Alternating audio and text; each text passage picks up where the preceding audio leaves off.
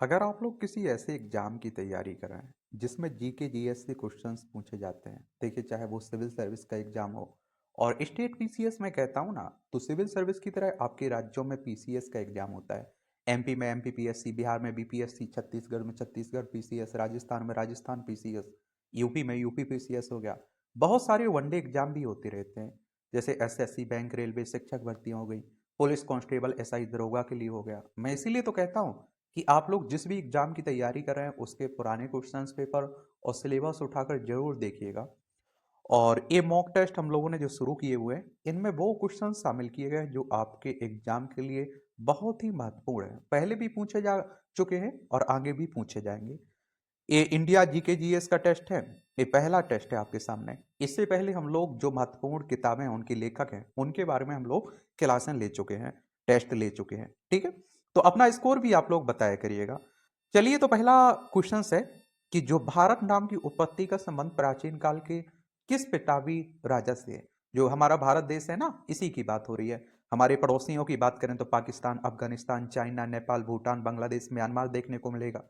और जलीय सीमा हमारी श्रीलंका से भी लगती है। पाक, जलमग्न मन्नार की खाड़ी भारत और श्रीलंका के बीच ही तो देखने को मिलती है। तो महाराणा प्रताप, चंद्रगुप्त मौर्य, भरत चक्रवर्ती, अशोका मौर्य। भारत नाम की उत्पत्ति का संबंध प्राचीन काल के राजा भरत से है। भरत राजा दुष्यंत और शकुंतला के पुत्र थे। कहा जाता है कि भरत ने एक विशाल साम्राज्य की स्थापना की थी और उनके नाम पर इस क्षेत्र का नाम भारत पड़ा था। क्या? भारत पड़ा था। तो इसमें आप लोगों ने लगाया होगा सी ऑप्शन। बिल्कुल सही है। सी ऑप्शन कैसा है? बिल्कुल राइट है इसमें। अगला क्वेश्चन है हमारे सामने। अगला क्वेश्चन क्या कह रहा है? ये कह रहा है कि भारत का सबसे बड़ा राज्य, भारत का सबसे बड़ा राज्य कौन सा है।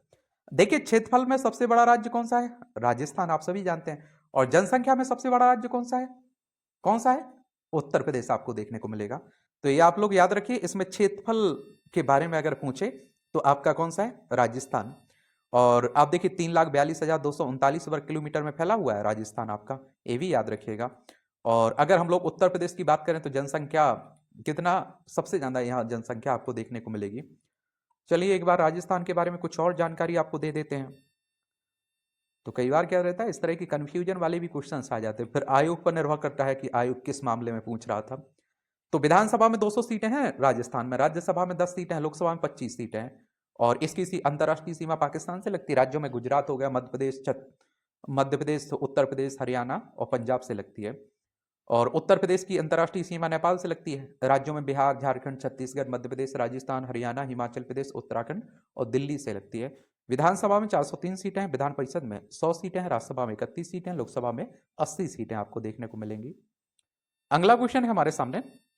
भारत में वर्तमान में कुल कितने राज्य हैं अभी? भारत में वर्तमान में कुल कितने राज्य आपको देखने को मिलेंगे? 28 हैं, 29 हैं, या आप देखते हैं कि आपके 36 हैं या 15 हैं। तो आपसे भी जानते हैं कि 28 राज्य अभी वर्तमान में देखने को मिल जाएंगे। कितने? 28 राज्य आपको देखने को मिल जाएंगे। चलिए, अगर आप हो सके तो नाम आप लोग बताइए नीचे। नाम तो लिख सकते हैं कि नहीं लिख सकते हैं? अगर लिख सकते हैं तो अच्छी बात है, मेरी तरफ से शुभकामनाएं होंगी आपको। अगला क्वेश्चन है हमारे सामने। भारत की सबसे लंबी नदी की बात हो रही। भारत की सबसे लंबी नदी कौन सी है? गंडक है, कोसी है, ब्रह्मपुत्र है, या फिर आप देखते हैं कि आपकी कौन सी है? भैया आपकी ब्रह्मपुत्र, गंगा। तो आप सभी को बता दूं, भारत की सबसे लंबी नदी है गंगा। 2525 किलोमीटर में फैली हुई है, जाती है, बहती है। और ये गंगोत्री ग्लेशियर से निकलती है ना, और बंगाल की खाड़ी में गिर जाती है। तो इसमें आप लोगों ने डी ऑप्शन राइट है। अगला है, भारत की सबसे चौड़ी नदी कौन सी है? ब्रह्मपुत्र, गोमती और गंगा, चंबल। तो ये आप सभी जानते हैं कि ब्रह्मपुत्र आपको देखने को मिल जाएगा। क्या? ब्रह्मपुत्र आपको देखने को मिल जाएगी। और ब्रह्मपुत्र नदी मानसरोवर झील के पास कैलाश सैनी के चैमा चैमा योंगडोंग हिमनद से निकलती है। यह अरुणाचल प्रदेश के सादिया शहर के पश्चिम से भारत में प्रवेश करती है। ब्रह्मपुत्र नदी भारत में सबसे चौड़ी नदी माना जाता है इसे। तो इसमें आप लोगों ने ए ऑप्शन लगा दिया। क्या लगा दिया? A option. अब बात आती है कि भारत का सबसे ऊंचा मीनार कौन सा है। भारत का सबसे ऊंचा मीनार कौन सा है? ये आप देखते हैं कि चार मीनार, कुतुब मीनार, झूलता मीनार और शहीद मीनार। तो कुतुब मीनार भारत की सबसे ऊंची मीनार है। यह दिल्ली के महरौली में देखने को मिलेगी इलाके में। इसे लाल वलुआ पत्थर से बनाया गया। यह दुनिया की सबसे ऊंची ईंटों की है, 73 मीटर है इसकी, ये भी याद रखिएगा। कुतुबुद्दीन ऐबक ने शुरू किया था 1193 में, बाद में इल्तुतमिश ने पूरा करवाया था। तो इसमें आप लोगों ने क्या लगाया होगा? कुतुब मीनार। क्या? कुतुब मीनार। बी ऑप्शन बिल्कुल राइट है। भारत का सबसे लंबा बांध कौन सा है? भारत का सबसे लंबा बांध कौन सा है? बताइए। भांगड़ा बांध, भांगड़ा बांध, इंदिरा सागर बांध, हीराकुंड बांध, नागार्जुन सागर बांध। तो भारत का सबसे लंबा बांध है हीराकुंड बांध, और जिसकी लंबाई 25.79 किलोमीटर है। यह महानदी नदी पर उड़ीसा में देखने को मिलेगा। कहाँ? उड़ीसा में देखने को मिल जाएगा हीराकुंड। तो उड़ीसा की अगर हम लोग बात करें ना, तो इसके बारे में जरूर याद रखिएगा। मैं बात कर रहा हूँ इसकी भुवनेश्वर राजधानी देखने को मिल जाएगी, किसकी? उड़ीसा की। और इसकी अगर हम लोग सीमा की बात करें, किसकी? सीमा की, तो आप देखें उड़ीसा की सीमा आंध्र प्रदेश, छत्तीसगढ़, झारखंड और पश्चिम बंगाल से लगती है। यहाँ विधानसभा में कितनी सीटें हैं? 147 सीटें हैं, और राज्यसभा में 10 सीटें हैं, लोकसभा में 21 सीटें, 1,55,707 वर्ग किलोमीटर में फैला हुआ है आपका।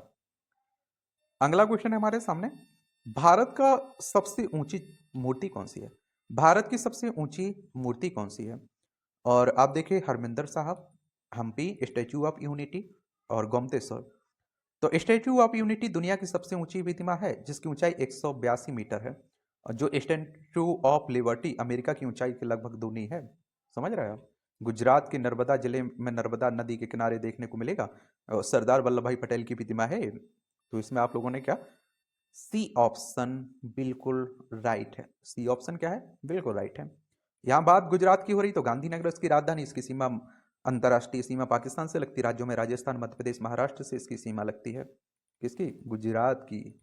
गांधीनगर इसकी राजधानी है। 1 मई 1960 में इसे राज्य बनाया गया था। कब बनाया गया था? 1 मई 1960 में।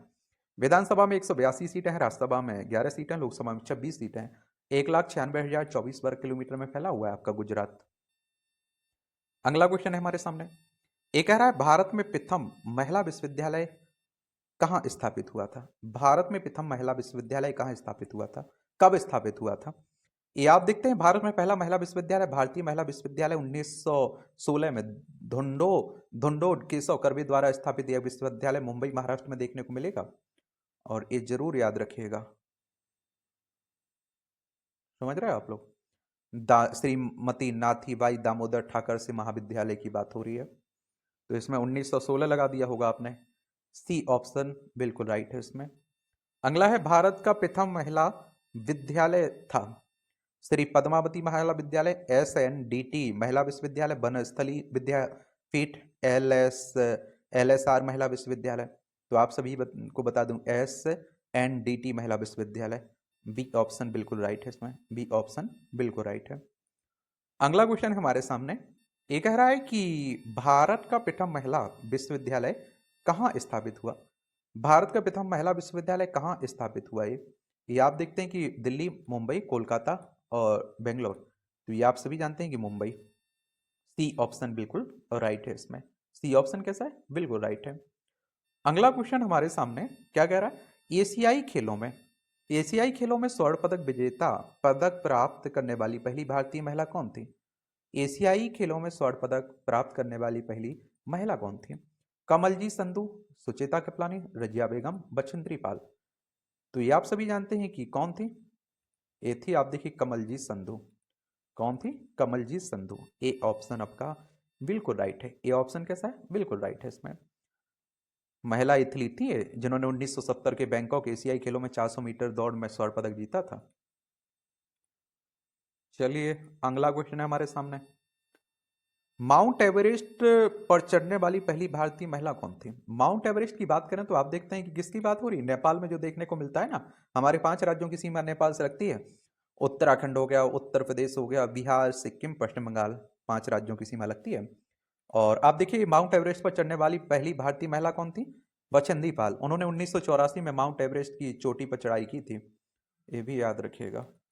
और माउंट एवरेस्ट की ऊंचाई की अगर हम लोग बात करें तो कितनी है भैया ऊंचाई इसकी? 8,848.86 मीटर मानी जाती है। तो इसमें हमारी कौन है? बछेंद्री पाल।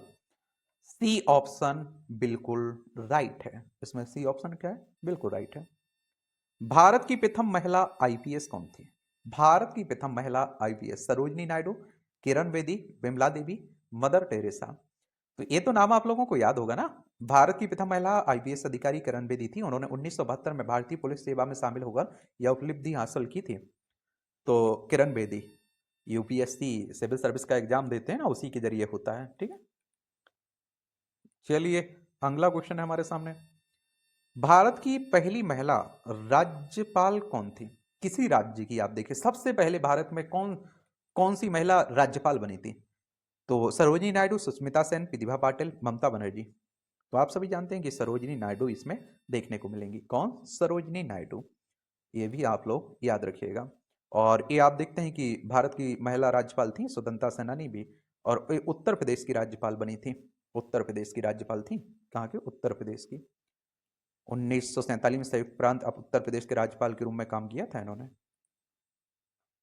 सी ऑप्शन इसमें बिल्कुल राइट है। क्या है? ए ऑप्शन बिल्कुल राइट है, सी ऑप्शन नहीं है भैया राइट।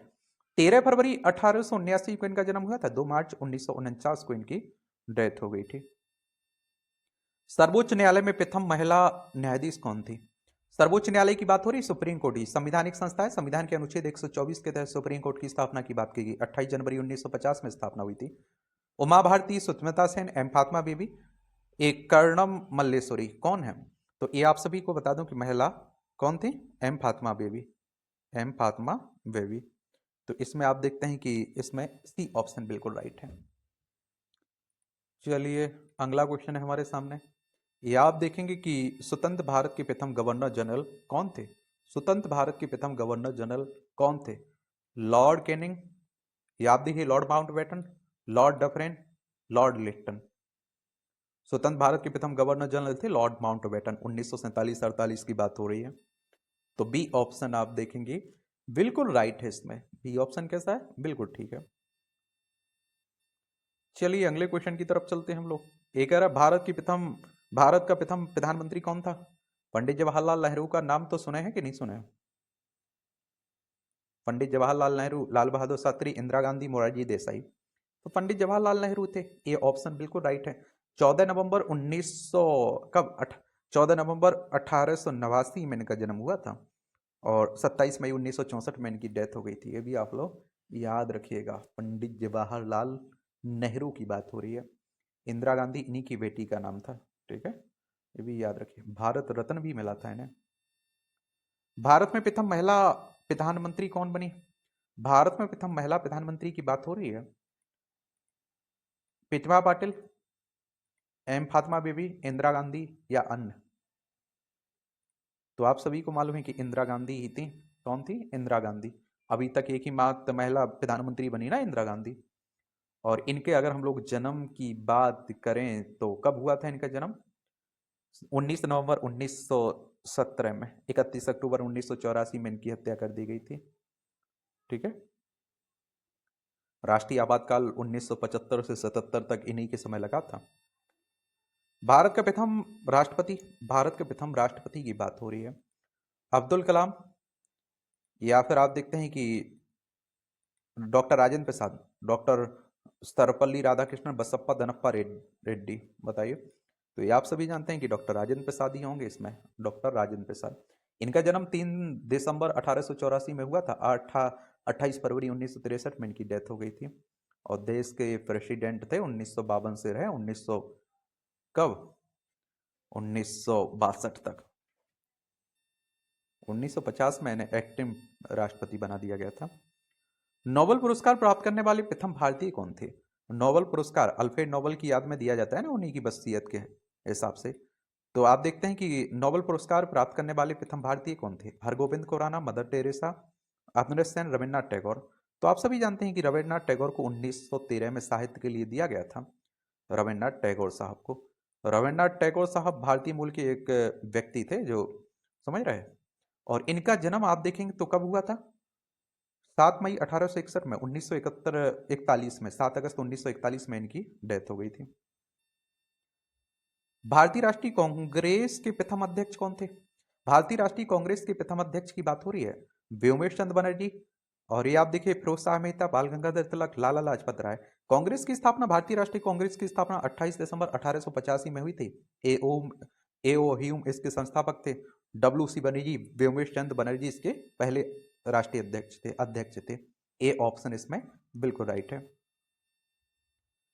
प्रथम भारतीय अंतरिक्ष यात्री, प्रथम भारतीय अंतरिक्ष यात्री की बात हो रही है। तो राकेश शर्मा, कल्पना चावला और सुनीता विलियम्स, अन्य। तो प्रथम भारतीय अंतरिक्ष यात्री राकेश शर्मा थे, जो 3 अप्रैल 1984 को अंतरिक्ष में गए थे। वे सोवियत संघ के साथ एक संयुक्त अंतरिक्ष मिशन के हिस्से थे, जहां उन्होंने सैल्यूट 7 ऑर्बिटर स्टेशन पर 7 दिन बिताए थे। तो राकेश शर्मा थे। ये ऑप्शन बिल्कुल राइट है इसमें। ये ऑप्शन कैसा है? बिल्कुल राइट है। अगला क्वेश्चन है हमारे सामने। ये आप देखिए, दक्षिणी ध्रुव पर पहुंचने वाला प्रथम भारतीय महिला। दक्षिणी ध्रुव पर पहुंचने वाले प्रथम भारतीय महिला, ये आप देखते हैं कि तारा चेरियन, बिमला देवी, रीना कौशल धर्म सक्तु, और ये आप देखते हैं कि डॉक्टर अमृता पाल। तो रीना कौशल धर्म सक्तु एक भारतीय महिला दक्षिणी ध्रुव पर स्कीइंग करने वाली पहली भारतीय महिला थी, उन्होंने 900 किलोमीटर की दूरी अंटार्कटिका के तट से दक्षिणी ध्रुव तक तय की थी। रीना कौशल धर्म सक्तु, सी ऑप्शन बिल्कुल राइट है इसमें। अगला क्वेश्चन है हमारे सामने। भारत में निर्मित प्रथम भारतीय फिल्म मौनी सिनेमा की बात हो रही है। बताइए, भारत में निर्मित प्रथम सिनेमा भारतीय फिल्म। ये राजा हरिश्चंद्र, किशन कन्हैया, पुंडलिक, किसान कन्या, भीष्म प्रतिज्ञा। तो आप देखिए, राजा हरिश्चंद्र थी 1913 में दादा साहब फाल्के ने बनाया था इसे, राजा हरिश्चंद्र। ए ऑप्शन बिल्कुल राइट है इसमें। और इस तरह से आप देखें, ये आपके महत्वपूर्ण क्वेश्चंस थे, उनके आंसर थे। अब आपका कोई सवाल हो, मेरे लिए सुझाव हो तो बता सकते हैं। और आपका स्कोर क्या रहा है, आपने कितने आंसर सही दे पाए, ये भी आप लोग बताइएगा जरूर। धन्यवाद।